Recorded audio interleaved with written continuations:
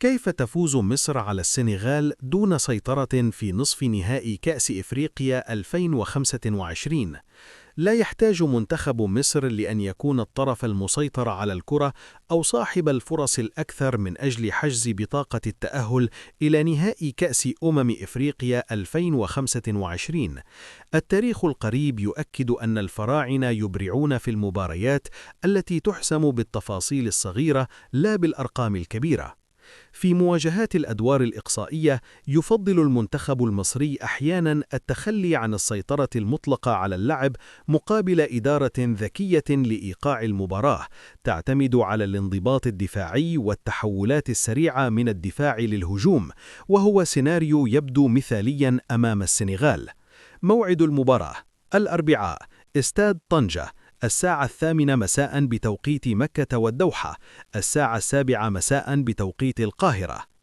مفاتيح فوز مصر أمام السنغال: 1. الصبر الدفاعي والمرتدات السريعة. تمتلك السنغال قوة بدنية وسرعات عالية في الهجوم، ما يجعل التقدم المكثف ذا خطورة.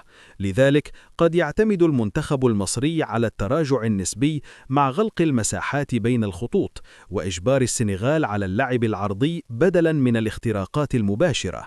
الفرصة تأتي في المرتدات السريعة، مستغلاً أي فراغ خلف الدفاع، كما حدث أمام كوت ديفوار في ربع النهائي.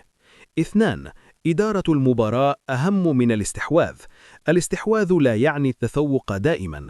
مصر تعرف أن الحفاظ على شباكها دون استقبال أهداف في الفترات الأولى من المباراة يمكن أن يربك السنغال وتدفعها للارتكاب أخطاء. الهدوء وتقطيع نسق اللعب وكسب الأخطاء في وسط الملعب كلها أدوات اعتاد الفراعنة استخدامها لكسر نسق الخصم. 3. الخبرة الذهنية.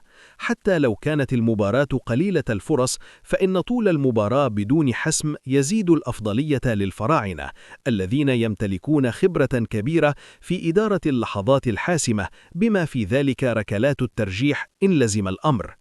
الخلاصة: الفوز دون سيطرة قد يكون الطريق الأقصر لمصر نحو النهائي للمرة الثالثة في آخر 8 سنوات.